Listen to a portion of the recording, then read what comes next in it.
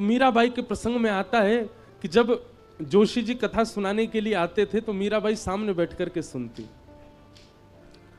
और सुनते सुनते मीराबाई, जब कथा विश्राम होती सब लोग प्रणाम करते, जाकर के व्यास मंच पर नन्ही से मीराबाई आती और व्यास जी को अपलक नेत्रों से देखती रहती। एक छोटे बालक की भांति पुचकार करके जोशी जी कह देते, अरे लाली, अरे बालिका, तू कथा सुनती है, समझ आता है तुझे? मीराबाई के मुखमंडल पर कोई प्रसन्नता नहीं, कोई मूर्छन नहीं, एक जिज्ञासा दिख रही है केवल नेत्रों में। जोशी जी अपनी पोथी रखते जा रहे हैं और अचानक पूछते हैं, क्या बात है लाली, तो ऐसे देखती क्यों रहती है?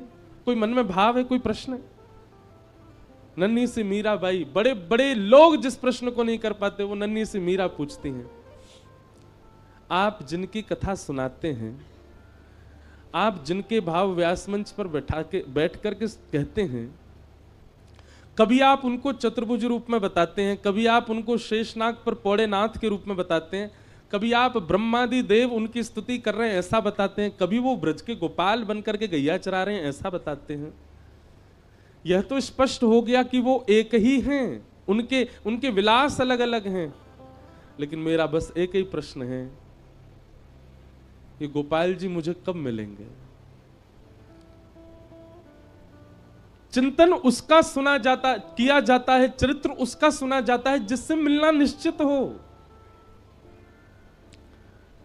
अरे घर में यदि किसी की बहुत प्रशंसा की जा रही है, किसी परिवार के बालक की, तो बाकी बालकों के मन में भाव आता है कि कभी कोई उत्सव में वो बालक आएगा तो हम मिलेंगे। हमारे दादा दादी माता पिता सब उसकी बड़ी प्रशंसा करते हैं। आप नित्य आकर के यहां कथा सुनाते हैं, क्या आप मुझे यह बता सकते हैं जिनका चरित्र लीला आप वर्णन करते हो वो मुझे मिलेंगे? नन्ही सी मीराबाई के प्रश्न को सुनकर के जोशी जी स्तब्ध हो गए। बाल भाव से देख रहे हैं पर मीराबाई के नेत्रों में प्राप्ति की जो प्यास है वो जोशी जी को स्पष्ट दिख रही है। जोशी जी ने मीराबाई के सिर पर हाथ फेर करके कहा, लाली, गुरु जीवन में आएंगे और वही तुमको ठाकुर जी के पास ले जाएंगे, वही तुमको ठाकुर जी दिलाएंगे।